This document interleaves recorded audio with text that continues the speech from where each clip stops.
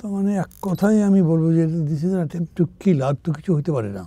যখন তারা দায়িত্ব পেল, পাবার পর থেকে অ্যাডমিনিস্ট্রেশনটা লুজ দিয়েছিল। এনসিপি সম্পর্কে আমি এক কথায় বুল্লেট করছি না, বলবো যে ওরা সবই যে বুঝে বলছে সেরকম না।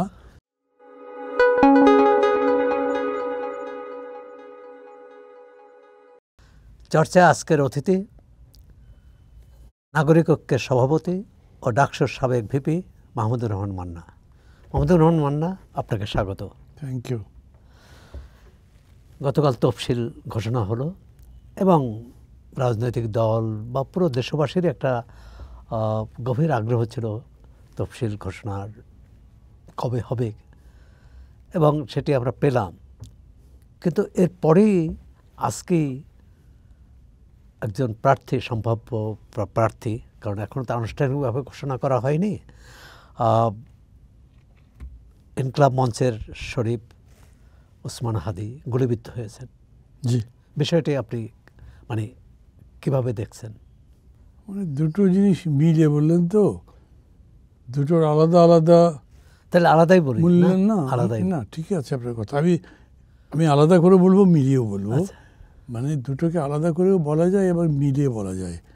আলাদা করে বলা যায় কি, ধরেন কিভাবে আমরা বোধহয় এক ধরনের সংশয়বাদী দেশ হয়ে গেছি। যাই বলেন, মানুষ কোনোটাতেই পুরো বিশ্বাস করতে পারে না। আমাদের পরস্পরের প্রতি বিশ্বাস কম, রাজনীতিবিদদের পরস্পরের প্রতি বিশ্বাস কম, দলের মধ্যে বিশ্বাস কম, সব জায়গায় দেখি। নির্বাচন কি হবে ভাই, কমন প্রশ্ন ছিল। আর আমার কীরকম হয়েছে, আমি একদম ডে ওয়ান থেকে মনে করছি নির্বাচন হবেই, কারণ এর বিকল্প নেই। আমি ওই জন্যই বলছি। আর আরেকটা কারণ আছে, সেটা হচ্ছে কি, প্রফেসর ইউনূস আমার শিক্ষক ছিলেন। আমি ওনাকে যতদূর জানি, আমার মনে হয়নি যে উনি আবার ক্ষমতায় থাকার জন্য একটা বক্তব্য ভাসবেন, ইলেকশন উনি দিয়ে দেবেন, এটাই একটা রিজন ছিল। আস্থা, তার প্রতি একটা আস্থা ছিল, তার প্রতি ওইটা বড় বিশ্বাস ছিল। আরেকটা মনে হতো যে ধরেন আর্মি, তারা মাঝপথে কোনো ঝামেলা করে ক্ষমতা নেবে, তারা তো সবচেয়ে ভালো সময় ছিল 5 আগস্ট অভ্যুত্থানের দিন, সেদিন নেয়নি। আমি যদি রাজনৈতিক দলগুলো দেখে এখনও দেখবেন সবাই কিন্তু নির্বাচন চায়, যত পরস্পরের সমালোচনা থাকুক, অন্যান্য বিষয় থাকুক। তো তাহলে বাধা দেবে কি? এমন যদি হয় যে আনসিন অনেকগুলো বিষয় আছে, আমি দেখতে পাচ্ছি না, সেটার উপর তো বলতে পারছি, আমি বলতে ইলেকশন হবেই, এটা আটকানো যাবে না। আর আরেকটা হলো যেটা আপনি বললেন, বিকল্পতা নেই। আমি এই জায়গা থেকে বেরিয়ে আমাকে গণতন্ত্রের ঘরে প্রবেশ করতে হবে, এখান থেকে বেরিয়ে আবার অন্য কোনো জায়গায় যাওয়ার তো সুযোগ নেই। তো সেই কারণে আমি মনে করতাম যে ইলেকশনই হবে। সেইটা সর্বশেষ এই তফসিল ঘোষণার মধ্যে দিয়ে অনেকখানি সংশয় কেটে গেল, এবং রাজনৈতিক দলগুলো, বিশেষ করে 3টি দলের কথা আমি পত্রিকা আজকে দেখলাম, বিএনপি, জামাত ইসলাম এবং এনসিপি। এর মধ্যে ধরেন জামাত ইসলাম মাঝে মাঝে এটা ওটা প্রশ্ন করতো, বিএনপি একটা নির্বাচন দরকার তার, বিকজ তারা মনে করে যে ক্ষমতা একেবারে নির্বাচন হলেই তারা জিতবে, জিতলে ক্ষমতায় যাবে, কেন হয়তো প্রশ্ন বাড়াবেন, যেটা জটিলতা তৈরি করে পথে বাধা হতে পারে। আমার ফিলিং যে আমাদের অনেকগুলো কথা ছিল, তারা প্রশ্ন তুলে তুলে মনে করতো to make them important, opposition পার্টিতে তারা যাতে কনসলিডেট হতে পারে, একক হতে পারে। ক্ষমতায় যাবে এরকমও কথাবার্তা না, এরকম আমি তাদের সাথে যখন দেখা হয়েছে, ওটা তো ধরেন আর কেউ বলে হ্যাঁ হতে চাই সাথে, কিন্তু কথায় মনে হয়েছে যে তারা এখন ক্ষমতা নিয়ে ভাবছেন, এটা আমার মনে হয়েছে। আর এনসিপি সম্পর্কে আমি এক কথায় বুল্লেট করছি না, বলবো যে ওরা সবই যে বুঝে বলছে সেরকম না, তারা তাদের আবেগ থেকে বলে, কিছু বোঝা থেকে বলে, অন্যান্যভাবে তারাও এটার ব্যাপারে ক্রিটিক্যাল ছিল। কিন্তু এই 3টা দল, আজকে আমি পত্রিকায় দেখেছি 3 দলই এই তফসিল ঘোষণায় খুশি হয়েছে, স্বাগত জানিয়েছে। হ্যাঁ, তো ওদিক থেকে আমার কাছে তফসিল ঘোষণা একটা ওয়েলকাম মুভ। আমরা আগে বলতাম আমরা নির্বাচনের পথে যাত্রা করেছি, নির্বাচনের ট্রেনে উঠেছি। আমি এখন বলবো যে এই ঘোষণা দেবার পরে এটা বলা যায় যে আমরা নির্বাচনের দরজার কাছে পৌঁছেছি, কড়া নাড়তে শুরু করেছি, দরজা খুলবে, আমরা ঢুকবো।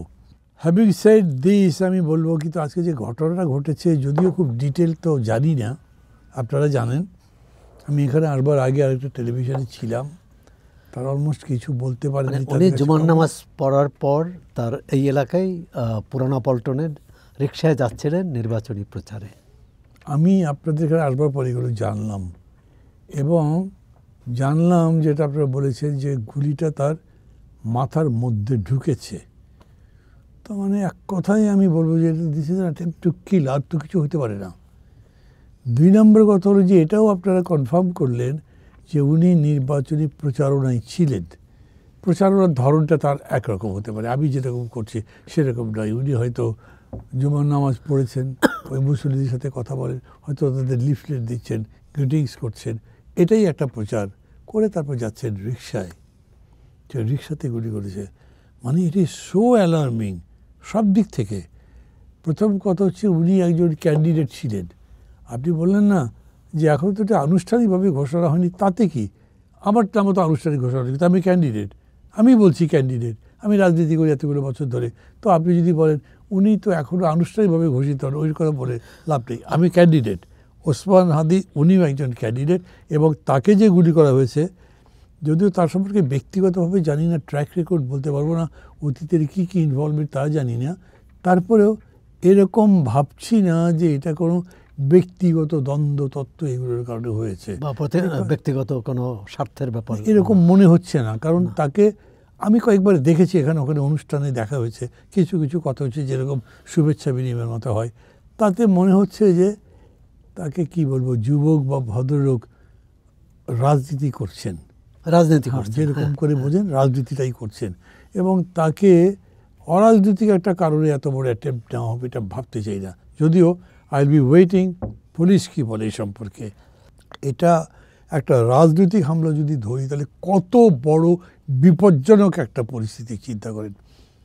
আইন শৃঙ্খলা নিয়ে কিন্তু অনেক আগে থেকে আমি বলছি, পর থেকে অনেকে বলছেন, এখন প্রায় সবাই বলেন আইন শৃঙ্খলা পরিস্থিতি মোটেই ভালো নয়। আইন শৃঙ্খলা রক্ষাকারী বাহিনীর উপরে নির্ভর করবার মতো কোনো অবস্থাই তৈরি হয়নি, তারা সেরকম কিছু দেখাতে পারেনি। অতীতে তারা ছিল স্বৈরাচারের দোষও, তাদেরকেই সহযোগিতা করেছে। এদেরকেও বদলে এনে একটা গণতন্ত্রের সেবায়, গণতন্ত্রের কাজে লাগানোর মতো বর্তমান গভর্নমেন্ট কোনো অ্যাপ্রোচই দিতে পারেনি। ফলে এখানে একটা সংশয় তো ছিলই। কিন্তু সরকারের পক্ষ থেকে তো বারবার বলা হয়েছে যে আইনশৃঙ্খলা পরিস্থিতি ঠিক আছে এবং তফসিলের পর আরও ভালো হবে। ওগুলো কত কথাই তারা বলেন, এই ইলেকশন একটা করব, এমন ইলেকশন উৎসাহ উদ্দীপনার মধ্যে সারা পৃথিবী দেখবে, অবাক হয়ে যাবে, কী ইলেকশন বাংলাদেশ হলো। এগুলো কথাগুলো কথা নাকি? তাই এইভাবে কথাও বলে না কেউ। যিনি পলিটিক্স করেন তিনি মানে একটা অনিশ্চিত অবস্থা নিয়ে এত নিশ্চিত হয়ে কথা বলছেন যে কেউ বিশ্বাস করছে না, এরকম করে কেউ কথা বলে না। আপনি বলেন যে হ্যাঁ এরকম এরকম ক্রাইসিস আছে, আমরা চেষ্টা করছি, আমরা আশা করি এটাই করতে পারবো, এরকম নয়। ইউ আর ডেফিনেট এটা এরকমই হবে, এরকমই দেখবে, সবাই অবাক হয়ে যাবে। অথচ আমি ব্যক্তিগতভাবে প্রফেসর ইউনুসকে বলেছি যে স্যার আপনার যে ইউনিভার্সিটি চট্টগ্রাম বিশ্ববিদ্যালয়, সেখানে এত বড় ঘটনা ঘটেছে যে ছাত্রদেরকে পিটাচ্ছে গ্রামবাসী, কারণ যাই হোক, যার দোষ থাক, এটা থেকে রক্ষা পাওয়ার জন্য ভিসি, প্রক্টর ফেসবুকে, সোশ্যাল মিডিয়াতে এসে ভয়েস দিচ্ছেন, আমাদের আঘাত করা হচ্ছে, আমরা আহত, আমাদের উপরে হামলা করা হচ্ছে, আসেন সেভ করেন। পরিযায়ী নাই, আপনি কীভাবে আশা করতে পারেন আপনি ভালো ইলেকশন করতে পারবেন? এই পুলিশকে দিয়ে সেরকম ইলেকশন হবে? উনি তো he has a sweet smile, কোনো আনসার করেননি। তো এই পরিস্থিতি চলতে চলতে এটা যেখানে এসে দাঁড়ালো, ধরেন এর মধ্যে দেখা গেল যে কিছুদিনের মধ্যে আর কোনো ট্রেসই পাওয়া গেল না, কী হয়েছে? আমি শুনলাম, আপনারাই বললেন যে একজন উপদেষ্টা বলেছেন এটা আওয়ামী লীগের পরিকল্পিত একটা কাজ। আপনি জানেন কি নাকি যে আসলে পরিকল্পিত কাজ? যদি জানতেন তাহলে ওটা বাধা দিলেন না কেন? ঠেকানোর চেষ্টা করলেন না কেন? সেই তো অর্থ বড় কিছু তো করতে হতো না। আপনি হাদিকে বলতেন নাকি যে আমাদের কাছে রিপোর্ট আছে, এরকম ঘটনা ঘটতে পারে, কেয়ারফুল থাকেন, আপনাকে আমরা বাড়ি অনেক কিছুই করা যেত। সেটা করেননি, এখন বলবেন কেন? এটা বললে আপনাকে আমি ভালো মানুষ মনে করি কি খারাপ মানুষ মনে করি, আপনাকে সত্যবাদী মনে করি না মিথ্যা কথা বলেন বলে মনে করি, সেই কথার মধ্যে আমি যাচ্ছি না। কিন্তু আপনার এই কথার বিশ্বাসযোগ্যতা তো ফ্যাকচুয়াল এভিডেন্স থেকে প্রমাণিত হয় না। আর পুলিশের তদন্তের আগে মানে কাউকে এভাবে বলা মন্তব্য করাটা কত সমীচীন? আপনি এই হাদির তো আজকে গুলিবিদ্ধ হলেন, এর আগেও চট্টগ্রামে এক প্রার্থীর জনসভায় গুলি হয়েছে এবং একজন মারা গেছেন। সাথে পাবনার ঈশ্বরদীতে বিএনপি জামাতের সেখানেও সংঘর্ষ হয়েছে, আরও অনেক জায়গায়। কিন্তু সরকারের এগুলোর মোকাবেলা করতে যে প্রস্তুতি দরকার ছিল বা যে অ্যাকশন দরকার ছিল, যে তৎপরতা দরকার ছিল, সেটা কি দেখছেন? আমি আপনার সাথে একটা যদি যুক্ত করি ঘটনা, সেটা হলো আপনার লক্ষ্মীপুরের রামগতি আসাম আব্দুর রবি ইলেকশন করেছিলেন, এমপি হয়েছিলেন, মন্ত্রী হয়েছিলেন। তার স্ত্রী এবার সে থেকে ইলেকশন করবেন, তানিয়া রাম। তো ভাবি কালকে আমাকে ফোন করেছেন। ওখানে তো জানেন 4-5 দিন ধরে লাগাতার হামলা পাল্টা হামলা চলছে। সর্বশেষ এরকম হচ্ছে 3 দিন বা 4 দিন, 3 দিন আগে একসঙ্গে ছিলেন তানিয়া ভাবি এবং শহীদুদ্দিন মোহাম্মদ স্বপন, যে সেক্রেটারি। হামলা হয়েছে, তারপর তাদেরকে ঘেরাও করেছে, উদ্ধার করার জন্য পুলিশ এবং আর্মি যেতে হয়েছে। তো আমরা নিজেরা আমাদের মঞ্চ আলোচনা করেছিলাম যে এরকম একটা পরিস্থিতি কী করা যায়। তো একজন বললেন যে ভাবি কবে আসবেন, উনি আসলে তার সাথে আলাপ করি যে আমাদের কিছু করার কি আছে। তো উই আর এক্সপেক্টিং যে উনি নিশ্চয়ই আজকে কালকের মধ্যে আসবেন, উনি আসেননি। তো কাল ভাবি ফোন করেছেন, আমি বললাম যে আপনি আসছেন কবে, বা আপনি ঢাকা এসছেন কিনা। উনি বললেন ভাই কী আসবো, আমার 20টা ছেলে অন্তত হসপিটালে আছে এবং তাদের মধ্যে অনেকে বুলেট ইঞ্জুরি আছে, গোলাগুলি হয়েছিল ওখানে। তো বলেছে যে তারা বলছে আপনি যদি চলে যান তাহলে তো আমাদেরকে চিহ্ন রাখবে না, আপনি তো সামনে দাঁড়ালে তবু একটা হয়, আপনার কথা এসপি বা ওসি শুনছে, চলে যাওয়ার পর তো কেউ দেখবে না, এই জন্য আমি যেতে পারছি না। তাই আমি বললাম পুলিশ কীরকম করছে। পুলিশ কী করবে, পুলিশ ভালোই আছে, কিন্তু এরা একদম নতুন। ওসি গেছে 7 দিন আগে, এসপি গেছে বোধহয় আরও কিছুদিন আগে, তারা রাস্তাই চেনে না। তো তারা এটা কী করবে, তাদের সামনেই তো করেছে, ওরা কিছু করতে পারে। এটা শুধু লক্ষ্মীপুর না, এটা আপনার নির্বাচনী এলাকায় তো হ্যাঁ হয়েছে, আপনার নির্বাচনী প্রচারে বাধা পেয়েছেন, বাধা দিচ্ছে প্রচারে। ঠিক নির্বাচনী প্রচারে একটা ইয়েতে রাতের একটা মিছিলে প্রভাত ফেরির মতো ওতে স্ট্যাপ করেছে আমাদের থানার প্রেসিডেন্ট, মামলাই নেয়নি পুলিশ। খুব মজার কাহিনী বলি, ওই ওসি যখন প্রথম গিয়ে জয়েন করেছে তখন আমাকে ফোন করেছে, করে ঠিক এই ল্যাঙ্গুয়েজে বলেছে, আমি আপনার নাম স্যার এত শুনেছি, আপনার থানায় দায়িত্ব পেয়ে আমি ধন্য মনে করছি নিজেকে, আপনার সাথে আমার নিশ্চয়ই দেখা টাকা ইত্যাদি ইত্যাদি, ভালো লাগবে আমার। ওই যে এবারে চুরির ঘটনাটা বললাম, তারা মামলা দিতে গেছে, আমাদের দেওয়া মামলা ওই ওসি নেয় নাই, উল্টো আমাদের লোকের নামে বিপরীত পক্ষ যারা আছে তারা মামলা দিয়েছে। সেই মামলা আমার ছোট ভাই যে পার্টি করে না, রাজনীতি করে না, আজকাল আবার ভোটের জন্য যায়, এটাই তাকেও আসামি করেছে। সে তাকে এখন এই লটারির মাধ্যমে বদলে হয়েছে, এসে চলে এসে যাওয়ার সময় আমার ভাইকে ফোন করেছে, স্যারকে বলবেন উনি যেন আমাকে মাফ করে দেন, আমি পারি নাই কিছু করতে। মানে তাহলে এটা কি বিচ্ছিন্ন ঘটনা না, এইটি সারা দেশের কম বেশি? আমি তো এরকম অনেক জায়গা থেকে শুনছি, কিন্তু ধরেন এই ঘটনাকে সরকার নির্বাচন করবে কি করে? আমি না, এই ঘটনাকে আমি একটা কথা বলি যে এটাকে আমি এরকম করে কিন্তু আমার মূল্যায়ন করছি না। আমি খুবই মানে কি বলে ফ্যাকচুয়াল থাকতে চাই, ফ্যাক্ট অফ লাইফ যেটা বলে সেটা বলছি। এরকম বহু জায়গায় হচ্ছে এবং এটা বেশিরভাগ ক্ষেত্রে আমি দেখছি এটা বিএনপি করছে।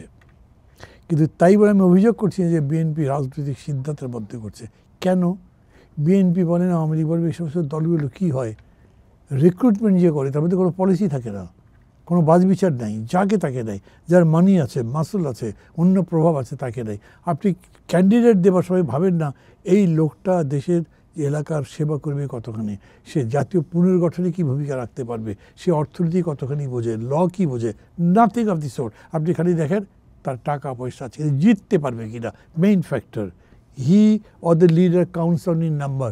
তো তারা কি করবে? তারা এত টাকাটুকু খরচ করতে মাঠে বেঁচে থেকে আরেকজন এসে গেল, ও কয়টা জিতবে, আমার সাথে এত লোক, আমার টাকা আছে, সে তাকে মানতে চাচ্ছে না। ওরা মানে তাদের কেন্দ্রীয় নেতারা এটা ঠেকাবার জন্য অন্যান্য কাজকর্ম করেছেন, বহিষ্কার টহিষ্কার করেছেন, কিন্তু এই পদ্ধতিতে তো আর জিনিসটা হবে না, এটা রাজনীতি দিয়ে করতে হবে। সেই রাজনীতিতে তো চর্চা করা হয়নি। এখন আপনি তাকে বলছেন, ও এখন রাজনীতির কথা কানে নিচ্ছে না, বা কানে নিলেও মাথায় দিচ্ছে না, অন্য কান দিয়ে বের করে দিচ্ছে, শুনছে না তো কথা। পুলিশ কি করবে? হ্যাঁ, আমি মনে করি এই জায়গাতে এই গভর্নমেন্ট একটা বিরাট কাজ করতে পারত, এটা গভর্নমেন্ট বোঝেই নাই।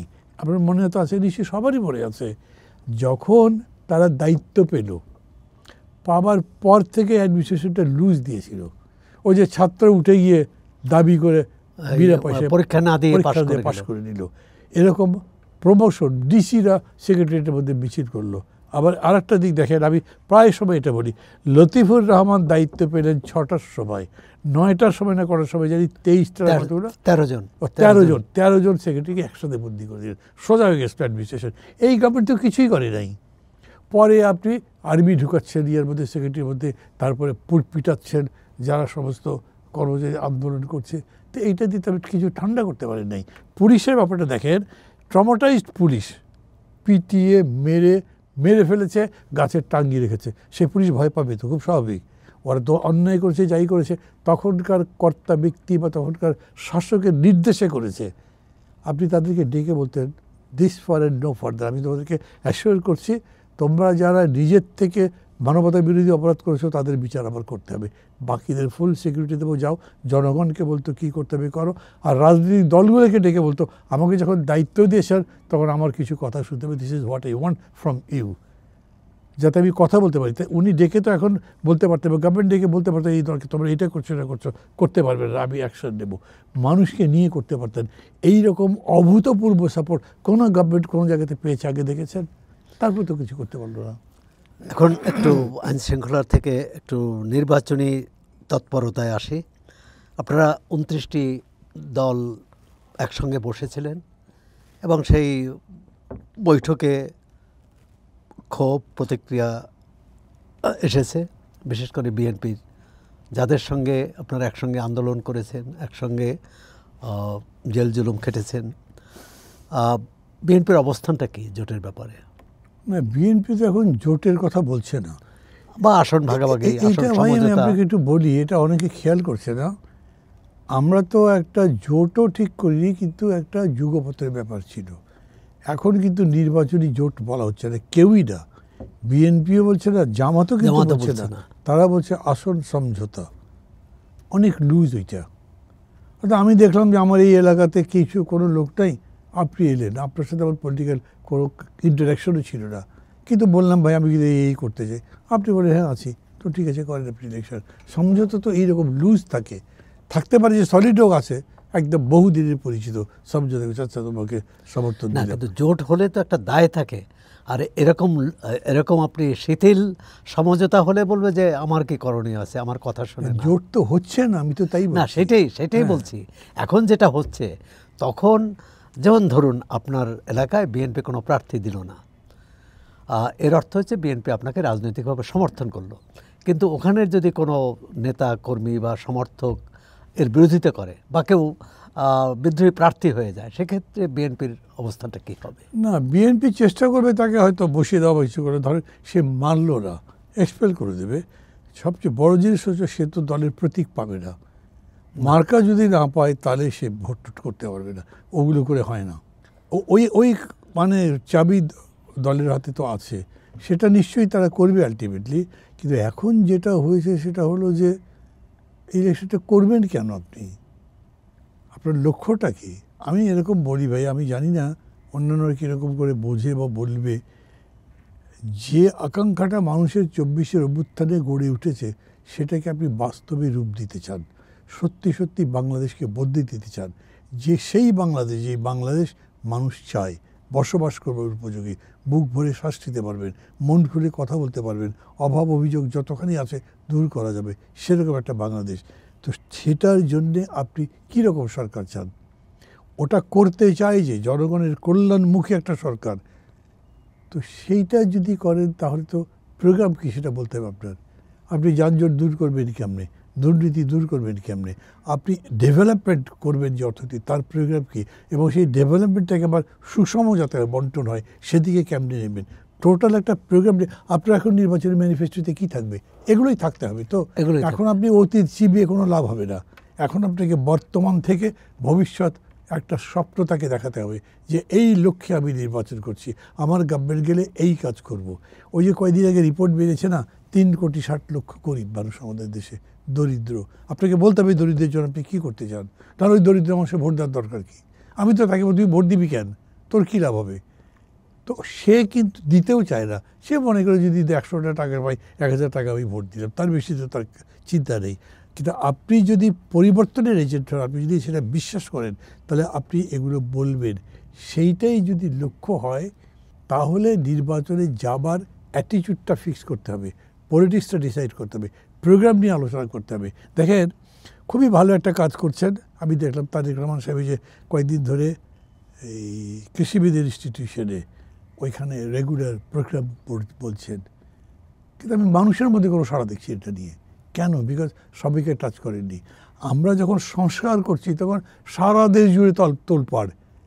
ওই ফরেন সার্ভিস একাডেমিতে যে মিটিং হচ্ছে, প্রত্যেক দিন আলোচনা হচ্ছে, কিন্তু ওনারা করলেন সেটা আসে নাই। কিন্তু এটাও তো যাবার কথা ছিল। আমি যদি বলি আমি এইভাবে দুর্নীতি দূর করতে পারি, তা মানুষের এতে আগ্রহ হবার কথা, তো সেটাই তৈরি হয়নি। বিকজ তার মানে কি সাধারণ মানুষের এখনো আস্থা অর্জন করতে পারেনি? না না, আপনি সাধারণ মানুষকে এইটা দিয়ে ডাকেনই নাই। আপনি যেটা করছেন, ধর আমার কথা যদি বলেন, আমি তাদের প্রোগ্রাম তো জানি না, আমি কিন্তু পার্টিসিপেট করতে চাই, আমি তাদেরকে সাজেশন দিতে চাই, এটা রাইট এটা রং আমি বলতে চাই, কিন্তু সেইটা তো তারা স্কোপ রাখেন নাই। একটা করছে, হয়তো পরে করবেন, কিন্তু এইভাবে সবাই কিন্তু ইনভলভ করতে হবে। আপনি সৌরভ ভাই, আমি বলে আপনি দেখেছেন তো, এই যে পাশে যখন সিপিএম যখন প্রোগ্রাম দিয়েছে, কিংবা এবারে যখন মমতা ব্যানার্জি প্রোগ্রাম দিলেন, কিংবা কেরালাতে যখন তারা এই সোশ্যাল চেঞ্জের ইকোনমিক অন্যান্য প্রোগ্রাম দিয়েছেন, তখন মানুষকে ইনভলভ করে দিয়েছেন, সেগুলো পত্রপত্রিকায় লেখা হয়েছে। এগুলো তো হচ্ছে না। জনমত তৈরি হয়েছে। হ্যাঁ, জনমত তৈরি হয়েছে। এখন ধরেন আমি একটা প্রস্তাব বলি, আমি এটা বলি, দিস ইজ মাই প্রোগ্রাম, আমার পার্টির। ধরেন 3,60,00,000 লোক দরিদ্র, এর মধ্যে 2 কোটি লোক আছে হত দরিদ্র, যার কোনো ইনকামই নেই দিনে, ওর জায়গা জমি নাই, লেখাপড়া নাই, ইনকামের কোনো সোর্স নাই, রাষ্ট্রের দায়িত্ব আছে না তাকে তার মুখে ভাত দেওয়ার জন্য। কী করবেন? ইউনিভার্সাল বেসিক পেমেন্ট একটা কনসেপ্ট আছে, যার কিছু নেই, রাষ্ট্র তাকে বেতন দেবে, কোনো কাজ ছাড়াই দেবে। একটা পরিবারে আপনি যদি একজন লোককে 1,000 টাকা করে দেন মাসে, 4 জন সদস্যের 4,000 টাকা পড়ে।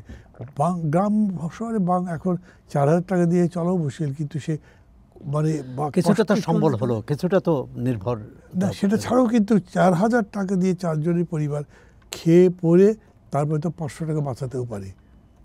ইকোনমিতে জেনারেশন হবে, এটা কোনো ইম্পসিবল ইয়ে তো না। আপনি 2,000 মানুষকে 1 কোটি করে দেবেন, তার মানে বছরে 24,000 কোটি টাকা লাগবে। বিএনপি বলেছে যে 1 কোটি লোককে চাকরি দেবে।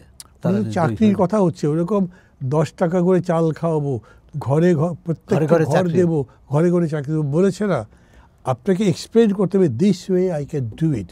এখন আমি বলছি, এই যে 24,000 কোটি টাকা দিতে পারি, কোনো বিষয় নয়। কেন? আপনার 8 লক্ষ কোটি টাকার বাজেট, আপনি দিতে পারবেন না কেন? 1 লক্ষ কোটি টাকা করে বিদেশে পাচার হয়, সেই পাচার বন্ধ করলে এইটা কোনো বিষয় নাকি? আপনি তো ওই টাকা দিতে পারবেন, দরিদ্র জনগোষ্ঠীকে বিনা পয়সায় চিকিৎসা দিতে পারবেন, তাকে ওষুধও দিতে পারবেন। আপনি রীতিমতো একটা ওয়েলফেয়ার প্রোগ্রাম ডিক্লেয়ার করতে পারেন। ইলেকশন করতে গিয়ে আপনি বলবেন যে আমার সরকার যদি যায়, দিজ আর মাই কমিটমেন্টস। মানুষ দেখে মনে করবে হ্যাঁ এটা ঠিক। আপনার তো এখন এই চর্চা হতে হবে। এখন তো আপনি ফ্যাসিবাদের বিরুদ্ধে লড়াই করছেন না, আপনি তাদেরকে বিদ্রোহ করবার জন্য আহ্বান জানাচ্ছেন না। জীবন দেন তবে জীবন পাবেন, সেই কথা তো এখন আর বলবার দরকার নেই। এখন কীভাবে পর্ব শেষ হয়ে গেছে, সেই পর্ব তো শেষ হয়ে গেছে। এখন এই পর্বের মধ্যে আসবেন আপনি, সেই দিকে লক্ষ্য রেখে সবাই যদি কাজ না করে, তাহলে আমি মনে করি যে তাহলে দেশ বদলাবে, আগের মতোই চলবে। ওগুলো জ্যারগন যতই বলেন, বুকনি বুলি, এগুলো দিয়ে তো কাজ হবে না। কনক্রিটলি বলতে হবে আমি কিভাবে দুর্নীতি দূর করতে পারি। তফসিল ঘোষণার পর পুরো নির্বাচন সংক্রান্ত সমস্ত বিষয় নির্বাচন কমিশনের হাতে ন্যস্ত হয়ে গেল। নির্বাচন কমিশন কি তার নির্বাচন করা পর্যন্ত বা নির্বাচনের পরবর্তী ভোট গ্রহণ এবং ভোট গণনা পর্যন্ত তার যে প্রস্তুতি, যে রূপরেখার কথা বলেছে, আপনি সন্তুষ্ট, অথবা তাদের ব্যাপারে আপনার কোনো দুর্বলতা দেখেন? প্রথম কথা হচ্ছে যে এই যে কথা বলা হয়, এটার কি কোনো মানে আছে? ডিসি সে হলো সেখানকার returning officer, he is the boss of election. ও কি ইলেকশন কমিশনের কথা শুনে নাকি? সে তো অর্ডার নেয় ফ্রম দি বিউরোক্রেসি, তার হেড অফিস থেকে। এইটা আমি কোনোদিনও দেখি নাই যেমন রিকোয়েস্ট করেছে ইলেকশন কমিশন, তাই আর্মি গেছে, হয় নাই। ওটা আর্মি হেডকোয়ার্টার থেকে অ্যাগ্রি করতে হয়েছে। ঠিক একইভাবে পুলিশের কাছে যদি তারা কিছু বলে, পুলিশের তো তারা ট্রান্সফার করতে পারবে না। আপনি এখন পোস্টিং করেছেন, পরে একটা অপরাধ দেখে ট্রান্সফার করতে পারবেন, সেটা ঠিক আছে, কিন্তু তার বাইরে আপনি পুলিশের কোনো গুণগত পরিবর্তনের কিছু করতে পারেননি। একটা কাজ আমি মনে করি ভালো হয়েছে, যদি অনেকে মানে প্রতিবাদ করে বা সমালোচনা করে যে এইভাবে লটারি করে কেন চেঞ্জ করা হলো, তাই বলে লটারি করলে তো তবু অন্তত নিরপেক্ষতাটা পাওয়া যায়। আমি দান্দা করে কাউকে কোথাও দিইনি, বরঞ্চ আমার মধ্যে একটা নিরপেক্ষতা আছে, আমি ইয়ে করিনি। না বলে যোগ্যতা মাপবেন কীভাবে? যোগ্যতা প্র্যাকটিক্যালি মাপার মতো মাপা যায় না ওরকম করে। কমিশনের প্রতি আপনার পরামর্শ কোনো কোন ব্যাপারে? এই যে আইন শৃঙ্খলা নির্বাচন না, এই ব্যাপারে তার কিছুই করার নাই। কমিশন ধরেন কালকে ইলেকশন এটা জারি এই শিডিউল ডিক্লেয়ার হয়েছে, আজকে একজন প্রার্থীর এই অবস্থা, ইলেকশন কমিশন কি ঢাকার পুলিশ কমিশনকে ডেকে বলতে পারবে আমি 24 ঘন্টার মধ্যে রিপোর্ট চাই কী হয়েছে? বলেছে কি? সেটাই তো বলা উচিত। আমি তো বলছি বলা উচিত, আমি দাবি করছি। জি জি, এই ঘটনার নিন্দা তো করছি, সেটা আমি নিন্দা করলেই কি না করলেই কি, কিন্তু ইলেকশন কমিশনের এটা জানা উচিত এবং দরকার বলতে পারবে যে আপনি যদি এটা দিতে না পারেন তাহলে এই ব্যবস্থা আমি নেব। করতে পারবে না তো, এমনকি তাকে সরিয়েও দিতে পারে। কেন পারবে না? কেন পারবে না? আর তার চেয়ে বড় কথা কি জানেন, এই ঘটনাটা সত্যি কি হয়েছে এটা খুঁজে বার করা পুলিশের জন্য ইম্পসিবল কোনো বিষয় না, এখন কখনোই ছিল না, তো বার করতে পারবে না কেন? অথবা পুলিশ কমিশন বলবে যে আমরা এতদূর পেরেছি, এতদূর পারিনি, এতদিনের মধ্যে পারবো, এটা আপনাকে তো বার করতে হবে, তো সোজা কথা না তো। কিন্তু এইটা ইলেকশন কমিশন করতে পারবে না। আর যে সরকার একদিন ছিল বা এখনও আছে, তারা বলবে এগুলো সব এখন ওদের দায়িত্ব, আমাদের না, এটা ইলেকশনের সাথে related. This government is a sarkar government. সরকার মানে হুইচ শার্কস অ্যাভয়েড করে, আমার দরকার নেই, আমার কেন, এখন তো ওরা করবে। দেখবেন আপনি এই যে দায়িত্বজ্ঞানহীন একটা উক্তি করলেন উপদেষ্টা মহোদয়, সংস্কৃত উপদেষ্টা ভদ্রকে আমি যতদূর জানি অনেকে অনেক কথা বলেছে, নাই জেন্টলম্যান, কথাবার্তা সুন্দর বলেন এবং বোঝেনও ভালো, কিন্তু তার চলচ্চিত্র করেছেন, ভালো চলচ্চিত্র, খুবই ভালো চলচ্চিত্র করেছেন, ওগুলোর জন্য তার প্রতি আমার এক ধরনের রেসপেক্ট তো আছেই। কিন্তু তারপরে উনি যেটা বললেন, আই এম সরি, এটা বলা আমার একেবারেই ভালো লাগে নাই। দ্বিতীয় কথা হচ্ছে বলবার পরে আপনি এটা কি বলতে পারবেন, ওই উপদেষ্টা বলতে পারবেন পুলিশকে যে এই রিপোর্ট চাই 24 ঘন্টা, বা উনি গিয়ে কি ইউনিট সাহেবকে বলতে পারবেন যে স্যার রিপোর্ট বের করেন, না হলে কোন বিপদের মধ্যে আমরা আছি তা তো আমরা জানি না। আমি আজকে এখানে বেরিয়েছি, রাস্তার দিকে গুলি করে দেবেন, আমি জানি নাকি এটা নাকি নির্বাচন করা যেতে পারে? তো ওই জন্য আমি বললাম ইলেকশন কমিশন এই সমস্ত ঘটনায় কিচ্ছু করতে পারবে না। আজকে যদি কোনো মারামারি হয়ে থাকে, ইলেকশন কমিশন বলতে পারবে ওখানে কারা কারা আছে উভয় পক্ষে অ্যারেস্ট করে ফেলে, যাদের দোষ করতে পারবে তাদের কথা পুলিশ শুনবে মনে করেন আপনি। আমি বলে দিচ্ছি আগামী 24 ঘন্টার মধ্যে মিনিমাম একটা এক্সাম্পল তারা দেখাতে পারবে না। হবে তারপর 7 দিন পর একটা ঘটনা ঘটেছে, 10টা ঘটনার মধ্যে একটা ঘটিয়ে বললো আমরা তো অ্যাকশন নিচ্ছি ধীরে ধীরে, এইসব নাটক করে কিচ্ছু হবে না। তাহলে সরকার, নির্বাচন কমিশন যে বলছে একটি অবাধ সুষ্ঠু নির্বাচন তারা করতে চায়, তা সেটা কি অধরাই থেকে যাবে? না, অধরা তো থাকবেই। একটা মানে ইলেকশন হোক, কোনো একটা ইলেকশন হয়েই যাবে। ইলেকশন বিএনপি চায়, ইলেকশন জামাতও চাই, ইলেকশন এনসিপি এখন চাই, যারা একটু বেশি অ্যাংরি ইয়াং মানের মতো বলে বেড়াচ্ছিল এইটা ওইটা মানে না, ও বিভিন্নভাবে প্রতিবাদের কথা বলছিল, রেবেল করছিল, ওরাও এখন এটাকে ইয়েস বলছে। এবং যে নিউজ দেখছি উপদেষ্টারা পদত্যাগ করে আবার ইলেকশনই তো করছেন, তারা কিন্তু সেই আন্দোলনের জায়গা যেটা এর মধ্যে একটা সোশ্যাল মুভমেন্ট করা যায় ওই জায়গাতে কেউ যাচ্ছেন না, বা এনসিপি সেদিকে যাবেও না। তো কাকে আপনি দেখছেন যে সেই চ্যালেঞ্জ দিয়ে সেই জিনিসটাকে বাস্তবায়ন করার জন্য চেষ্টা করছে, তা তো আমি দেখছি না। নির্বাচনকে সামনে রেখে জাতীয় পার্টির 2 অংশ এবং আরও 16টি দল মিলে একটি নতুন জোট হয়েছে, এবং যারা মনে করেন যাদের ওই নেতাদের দাবি অনুযায়ী তারা 71কেও ধারণ করতে চায়, 24কেও ধারণ করতে চায়। তারা 24কে কীভাবে ধারণ করবে তা আমি বুঝি না। দেখেন তাদের 2জন নেতার সাথে এর মধ্যে আবার দেখা টাকা তো হয়েছে, তাদের মধ্যে ধরেন তাদের সেক্রেটারি ছিলেন যে শামীম পাটোয়ারি, তিনি অবশ্যই এই মুভের মধ্যে তো নেই না না, তো ওনাকে আমি বাইরে রাখছি। তারপর তাকে যদি আমি ধরি, এর মধ্যে আরও একজন দুজনের সাথে আমার দেখা হয়েছে, এরা কেউ ফিলই করেন না যে গত 15 বছরের শাসনকে তারা প্রকারান্তরে অথবা ডাইরেক্টলি যে সমর্থন দিয়েছেন সেটা একটা অপরাধের শামিল, কেউ ফিল করেন না। কিন্তু এক অংশের সভাপতি আনিস ইসলাম মাহমুদ কিন্তু ক্ষমা চেয়েছেন যা হয়েছে। ক্ষমা চেয়েছেন ধর্তব্যের মধ্যে দেখছি না, আমি ধর্তব্যের মধ্যে আমি দেখছি না। আচ্ছা, এই জোট নির্বাচনে কি ভূমিকা রাখতে পারে? অনেকে মনে করেন যে এই নির্বাচনে আওয়ামী লীগের যে নীরব সমর্থক তাদের সমর্থনটা তারা পেতে পারে পেল, এবং কিছু ভোট সেক্ষেত্রে বাড়বে। নির্বাচনের সমীকরণটা বদলেও যেতে পারে। না, কোনো সম্ভাবনা নাই। দেখেন, আওয়ামী লীগের প্রত্যাবর্তনের সম্ভাবনা আমি দেখি না, কোনো বিদ্বেষ থেকে বলছি না। আওয়ামী লীগ যে রাজনীতির কথা বলতো তাতে বিশ্বাস করতে আমি যোগ দিয়েছিলাম। আমি সেই বিশ্বাস থেকে সরার কথা বলছি না। আমি মনে করি যে গণতান্ত্রিক সংগ্রাম, তারপরে গণতান্ত্রিক পরিবর্তনের সংগ্রাম, বঞ্চনাহীন সংগ্রাম বা বৈষম্যের বিরুদ্ধে সংগ্রাম ইত্যাদিতে খুবই স্পষ্ট অঙ্গীকার আওয়ামী লীগের ছিল, কিন্তু কাজ করেছে সব তার উল্টোটা। এখন এই আওয়ামী লীগ যদি ঘুরে দাঁড়াতো তাহলে প্রথম তার স্বীকার করা দরকার ছিল যা হয়েছে ভুল হয়েছে, অন্যায় করেছি, মাপ চাই, আর করব না। যারা যারা করেছেন তাদের বাদ রেখে এই ভালো মানুষগুলো যারা এগুলোর মধ্যে যুক্ত ছিল না তাদেরকে দিয়ে কাঠামো করলাম, দল করলাম, যাইনি তো সেই দিকে। এরপরে ভাবটা এরকম ছিল শেখ হাসিনা হচ্ছেন অজেয়, কেউ তার কিছু করতে পারবে না, বা শি লস্ট ইট, পালিয়ে গেছেন। এবং তারপরেও গিয়ে চাপাবাজি করে ভাগটা ধরে রাখতে চেষ্টা করেছেন। কিন্তু আমি তাদের ফাঁসি যখন রায় হয়েছে তারপরে দেখছি, ধরেন তাদের যেগুলো বেজের মতো আছে, গোপালগঞ্জ, শরীয়তপুর, ফরিদপুর, এইসব জায়গাতে নেতাকর্মীদের মনোবল ভেঙে গেছে।